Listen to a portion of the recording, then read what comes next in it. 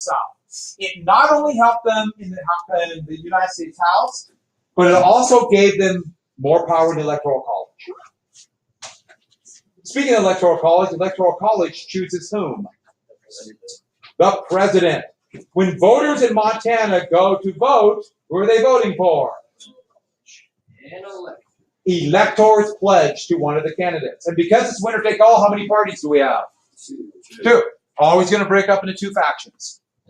Which, by the way, did everyone catch that in the reading? That's a faction. A political party is a faction. And Madison was saying this government won't have factions because everyone will agree, all the best. How soon do you think that ended? How soon do you think Madison would become one of the leaders of the political parties he said would never happen? He was one of the leaders of the very first party. Yeah, literally, it took about a year. He was a leader of the Republicans. Don't think of the Republicans today. It's not. The Republicans then would become the Democrats. What? Just don't worry about it. Just don't worry about it. Just go along with life. All right. And the electors pick that. How long is a Senate term? A Senate term. 6 years. 6 years. House term? 4. Are you sure? Yes. President? 4 years. And who picks senators back then? No, that's what Madison originally thought. But then they decided who would pick them. They basically appeased. Who's that? Say it again. Yeah, the states would. But after 1913, who picks the senators in the state? You, just me and you. Yep. We have immense power. Now, that's why I know what you meant in here, but that's why in papers, what you write, you want to be careful about not using first person personal pronouns. Because us implies the person writing it and the person reading it. The citizens of the United States, the voters. Every state has different voting rules, so that depends on there. All right, lastly, the Commerce Compromise. We didn't get to this, correct? No. So let's do this very quickly. Commerce. I say very quickly a lot, and I'm usually very quick about it. That is how we give quick words. That's the Science. All right, so the Commerce Compromise meant this. The deal was Congress can regulate commerce. Specifically, the big ones, interstate commerce. But then in return, and this was a big deal for the South, they allow this to happen as long as they don't touch the slave trade. The slave trade can go on for 20 years. With the idea being the slave trade would go away. As Madison said, this pernicious institution will die. Pernicious means evil. And Madison's a slaveholder.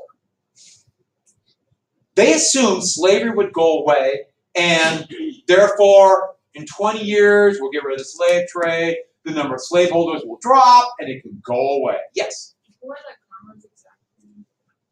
Commerce? Yeah. Commerce is trade. Oh, okay. So all trade. But that's a big compromise. It's one of those that seem, okay, that kind of makes sense, but that's huge. So we have the three, that Great Compromise, Three-Fifths Compromise, and the Commerce Compromise. Now, once you have that, then you have the basis of the United States Constitution. And before we get to the couple things about the powers of it, it did establish this. First off, it said only 9 states have to ratify it. There is a government. It's called the Articles of Confederation. But Congress, the Constitution, on the bottom says only 9 states approve, they ratify it. I'll get to that in a second. I just forgot to erase that. No, don't worry about enumerated powers yet. 9 states. And the Articles of Confederation said all 13 are needed to amend it. So they just totally went around it. So they're basically making up their own rules. But let's be clear about it. They need the 3 biggest states or this won't work. New York, Pennsylvania, and Virginia. They've got to get those 3. Then the rest will follow. So they'll send it to the states. Another thing they set up, I'm going to get to that in a sec. So let's get right to this. But what they did is they listed the powers. So write down enumerated powers. They listed down the powers that all branches of government will have. They listed them down for a reason they did that. What they wanted by listing the powers down, these enumerated powers, the philosophy was this: we will have separation of powers.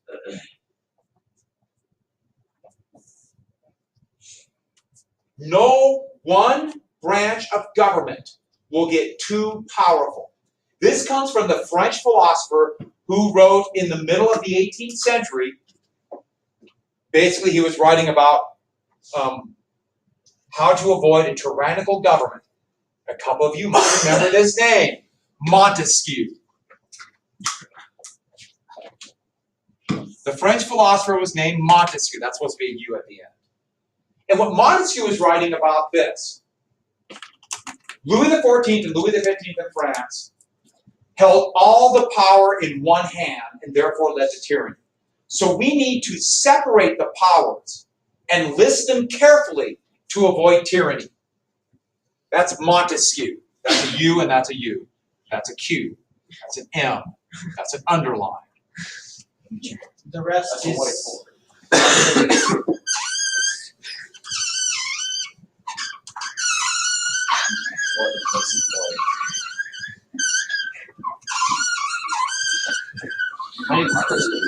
Did you enjoy that as much as I did? All right, so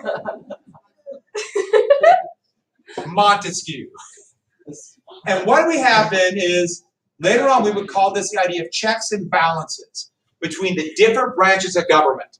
So there is going to be 3 branches that will be separate, and they'll have a power to check each other: the executive, the legislative, and the judicial. And they will all have the ability to check each other's power. So Montesquieu is saying King Louis XIV and King Louis XV, when he was alive, had all the power. He had the judicial and the legislative all in his hands. But if we separate that, give some way to check the power, therefore, less chance of tyranny. Now, it doesn't mean that the powers are equal. The different branches are going to have different levels of power. And by far, the executive will be the most powerful. So, once we have that concept down, we actually have to make this little table. So we're going to make a bigger triangle. And this bigger triangle is going to have all the powers in it. And the great thing about this triangle is it's a handy little way to look at the way governments interact, how they essentially kind of made like almost a 3-ring circus. But also, it makes a great quiz for like next Wednesday. Oh, wow. But probably Monday. No, Monday's historical thinking skills. Tuesday will be a quiz on random stuff that I made up during the weekend. But it would make Monday so much Wednesday. What about you on Sunday? Oh yeah. So we're going to make that kind of triangle, but it's going to be a bigger one. Let's see if we can learn how to remember how to spell executive. Yeah, okay. I can't even spell it now. God, it's just like stuck here. Now this is actually Article 2 of the Constitution. The reason why is, even though the executive has significantly more powers, it's not as many listed down. There's not as many enumerated powers. But the powers the president has is immense. Immense. The first couple directly relate, in fact, they all directly relate back to the problems that the Articles have. The president is responsible for foreign affairs. And for reasons that are never clear, that is a part of the executive branch called the State Department. Why it's not called Foreign Affairs or the Foreign Minister, we have a Secretary of State. And it doesn't make much sense. Who's our Secretary of State right now? One of the most important persons after the president. Hillary Clinton was Secretary of State. It's an exhausting position. So people really can't hold it for all. Like 4 years is a long time to be Secretary of State. It's hard. Looks like a bag. Now, let's not be a knothead in my presence. Yes. John Kerry. Yeah, John Kerry. Did you look? Yep. That's perfectly fine. John Kerry. John Kerry was a senator from Massachusetts, and he also ran for president in 2004, lost to George W. Bush in a pretty close election. He's Secretary of State right now. Next. The president, technically only in times of war, but Congress expanded this power, is the commander-in-chief. C&C.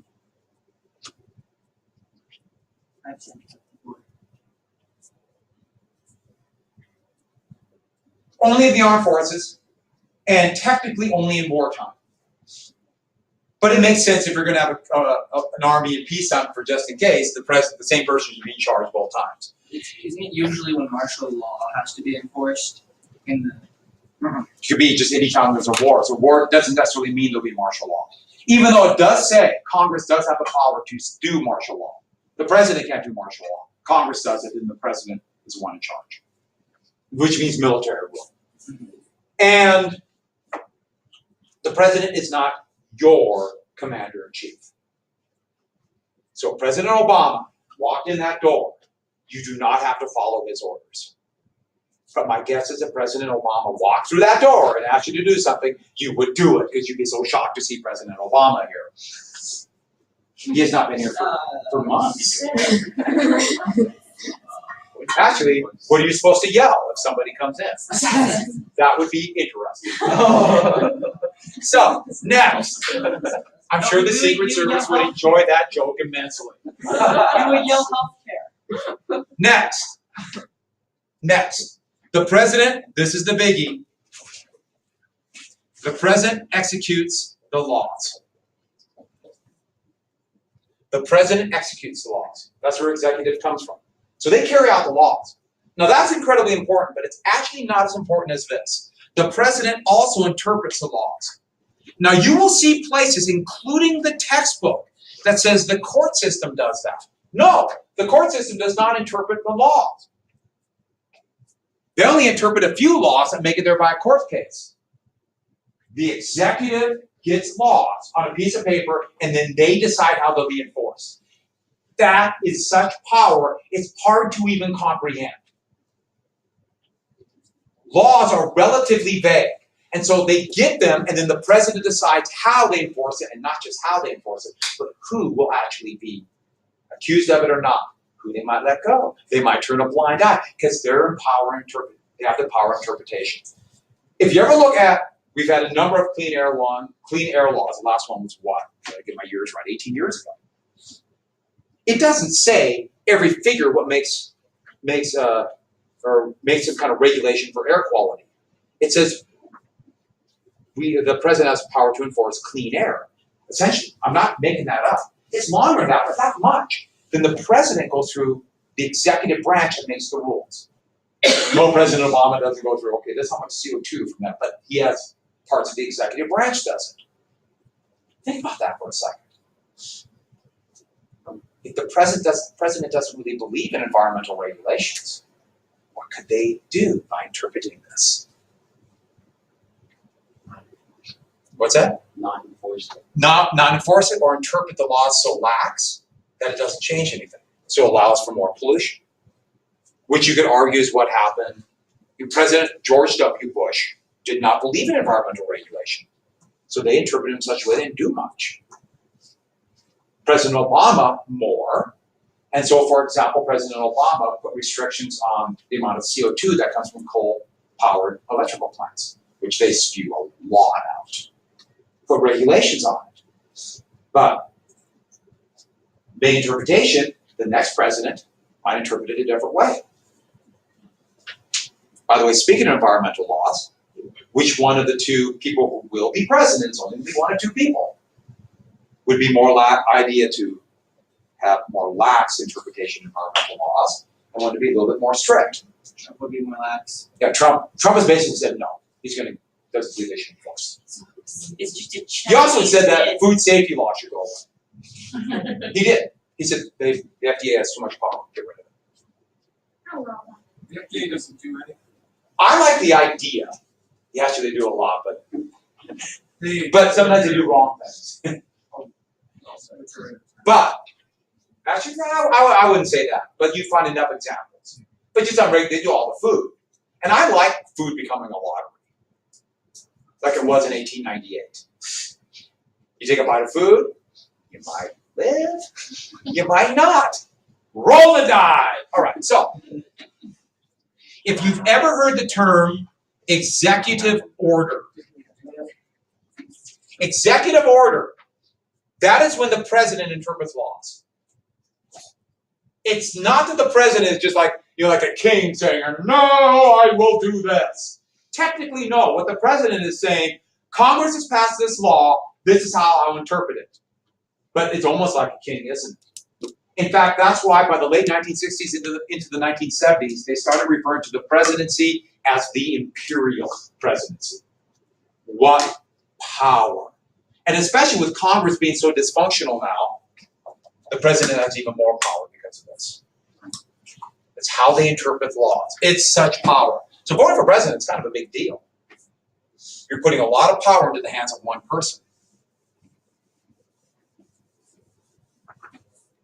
Next,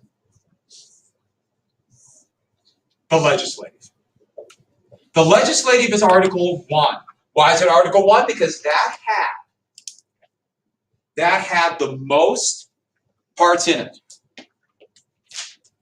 The most laws, the most enumerated powers. What I'd like everyone to do is, since you have a brand new textbook, which is exciting, open it up to Appendix, page 83. Section 8 of the United States, of Article 1 of the United States Constitution has all these powers listed down. You notice, though, in reality, if you put the land out, they're pretty vague. The power to create an army. Well, it doesn't say how or what. Congress decides that. They create the court system, a few other things. But they list all the powers down. Each individual little mini paragraph is called a clause.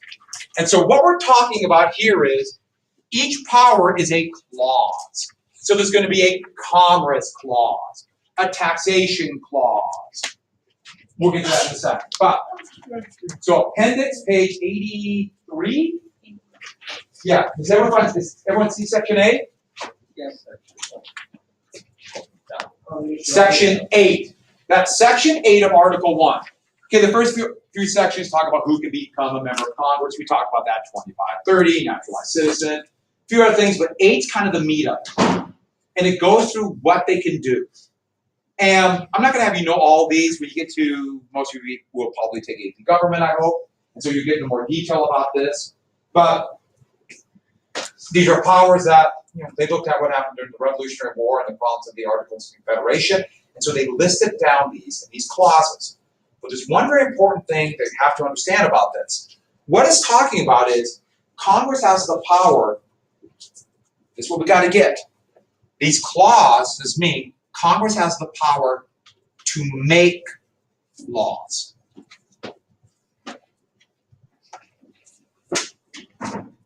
Not enforce them. So, if Congress makes a law about borrowing money, that gives more power to the executive. If Congress makes a law about interstate commerce, that gives the power to the president to carry out. And that's why this is important. They make the laws, they get the power. I mean, the only way to get the power back is to overturn the law, and that's really difficult to do. And so, a lot of responsibility here because they're giving them a lot of power. And so you listen, oh, yeah, well, they can do it. No, they don't do anything after they make the law. The president does it. That's why they were so fearful of tyranny with this. They wanted checks and balances. And that's why the Articles of Confederation didn't have an executive. They were fearful of that.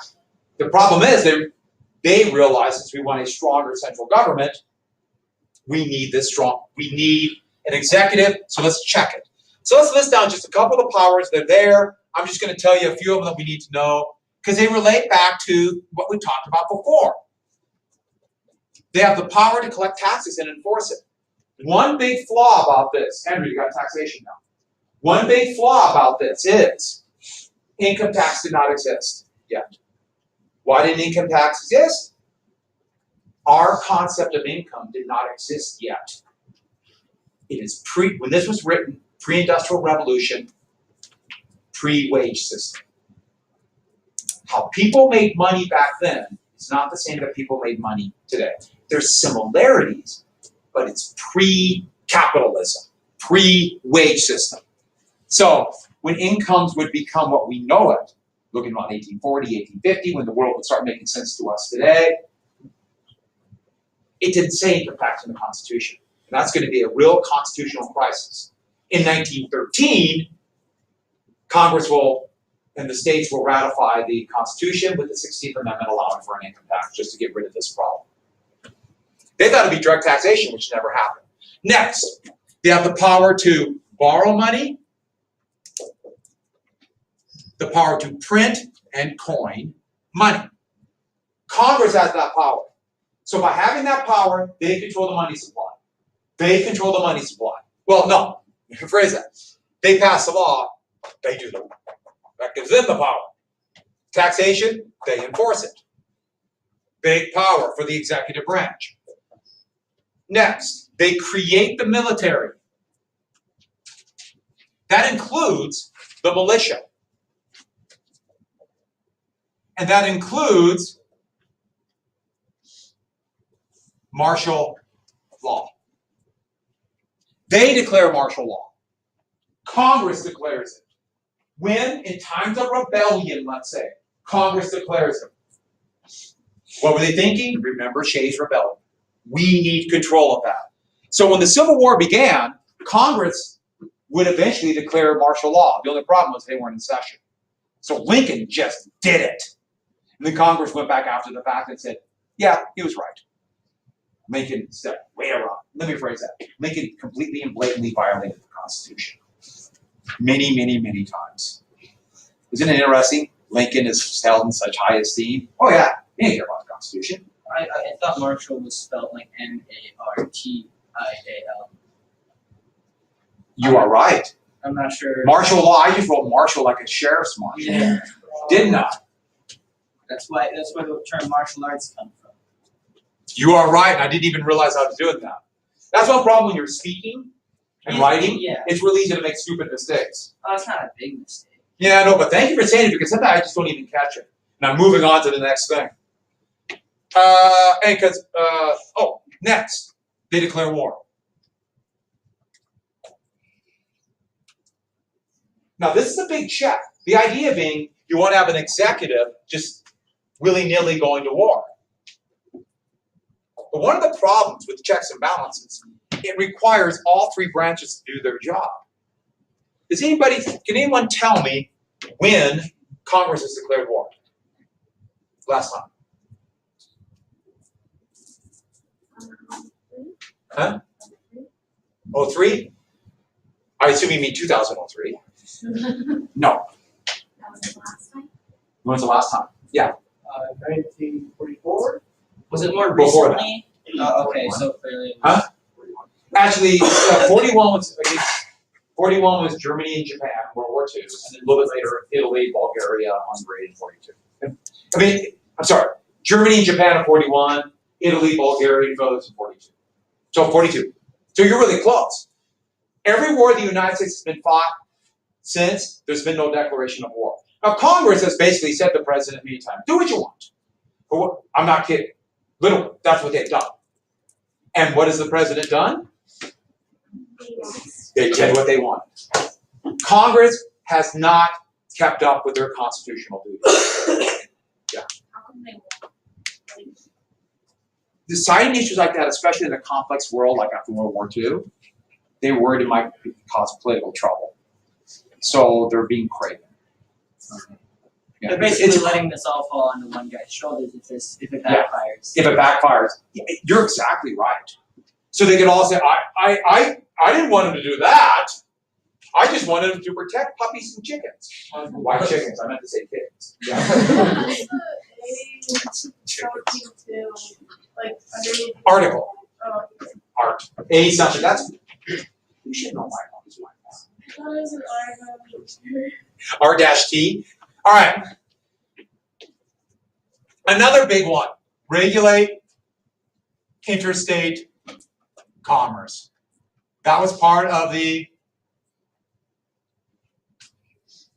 regulated interstate commerce. This is to fix the whole thing that was going on between the northern states, right? Yeah, that was whole northern stuff, that Commerce Clause. But everyone turn the page and look at the end of Section 8. The last clause, the last little paragraph.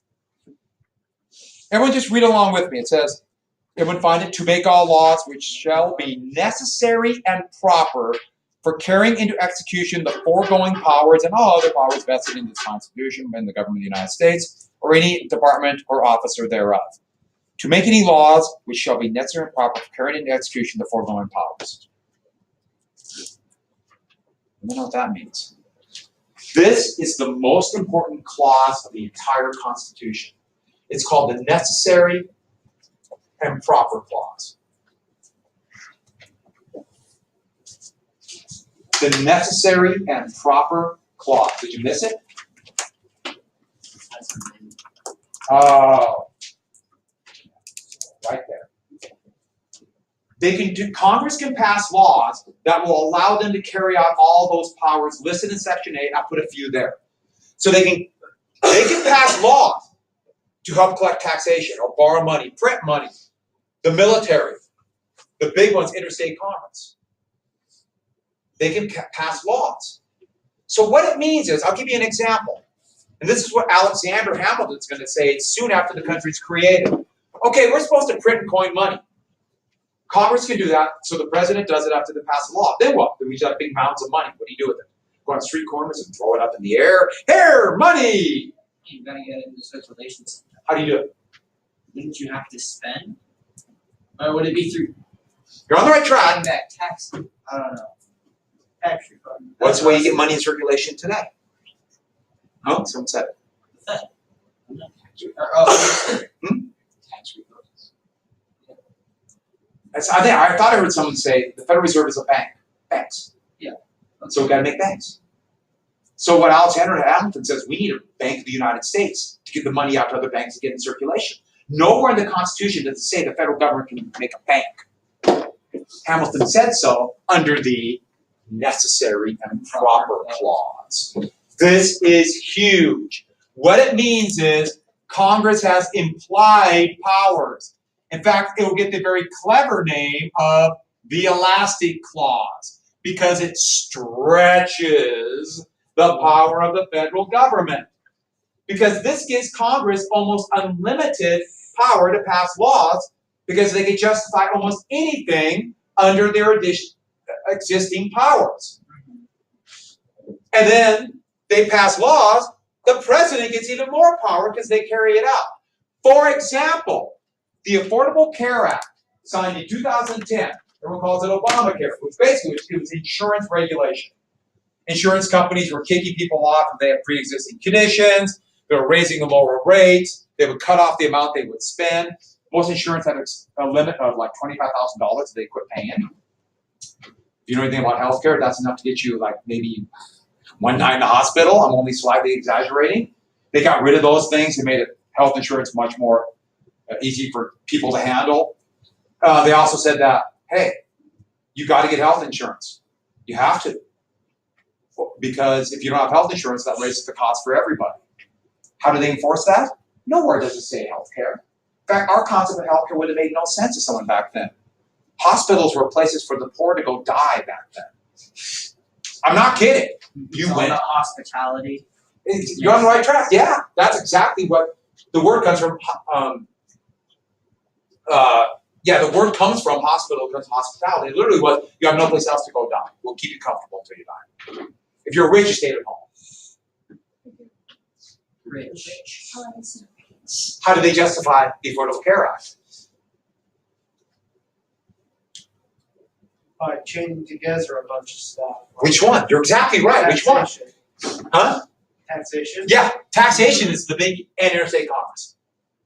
That's how they did it. The power to tax is the power to have healthcare. Remember we mentioned environmental laws? Why are there environmental laws? Interstate commerce. Why is there child labor laws? Interstate commerce. Why is there minimum wage? Interstate commerce. It doesn't say you can have a minimum wage. That would have made no sense to somebody back in 1787. Interstate commerce. stretches the Constitution. So when I told you that Montana and other states are suing over the CO2 limitations, I mentioned that, right? Or am I just dreaming that? Right? Oh, I didn't tell you that? So when President Obama put those CO2 limits on, did I say that? Yeah. Montana and 16 other states are suing because they said it's too high. What are we saying? You've gone beyond what's allowed under the necessary probable clause. Today.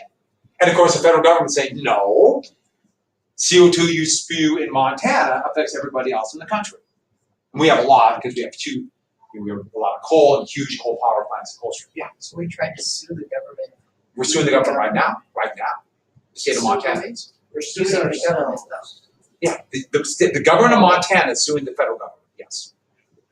Our government sues the national government. Yes, I And know we get that. money from the. Oh yeah, that happens all the time. Yes, but national All the government time. is Heck, Helen, our the government. city government sued the state. Still sue them.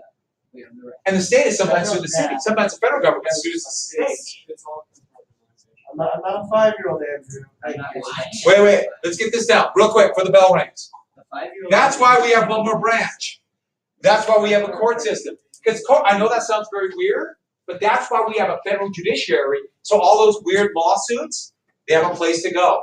That's federal courts and appeals. So we are suing, our Attorney General is suing in federal court.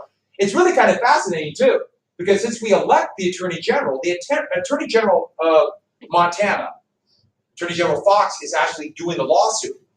Governor Bullock, for various reasons, is not 100% behind this lawsuit. What a weird system we have, huh? Well, I know the bell's about ready to ring, but let me get this thing down. They only created one court. So, the checks very quickly.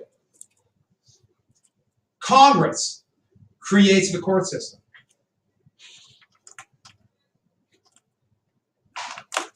They also confirm justices. The Supreme Court, their big power is called, and they gave it themselves, it's not explicitly written into the Constitution, it's judicial review. And what it means is they check the constitutionality of laws. The Supreme Court checks the constitutionality of laws. But they don't check every law. They only check laws that get there by a court case. So if the court case doesn't come, the law doesn't go through that constitutional check. Actually, Madison thought it'd be the executive, but that didn't happen. So there are clearly laws on the book that are unconstitutional. Yes. So that's why when I forget what state it was, they tried suing a guy because in protest he burned an American flag. Yeah. Like way years. Yeah, that went back, yeah. And He was arrested for it. yeah. And he took that and said, you violated my rights. Yeah, and then they had like almost as split as you can be in this. It went all the way to the Supreme Court. The Supreme Court ruled with a very close decision. Yeah, you can't burn a flag. So it's because, you know, the right to speech. Yeah. So they basically said any law that banned that kind of restriction of speech is unconstitutional. Now, what happened there? That could not have happened until after 1868, which we'll get to. All right.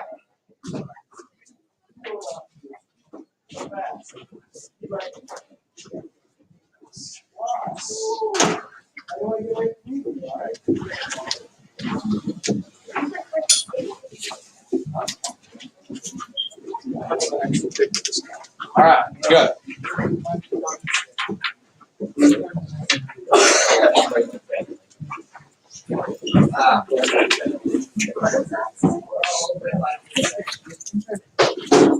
Two days to marinate over the fact that I'm just going around. Right. Yeah, like my body's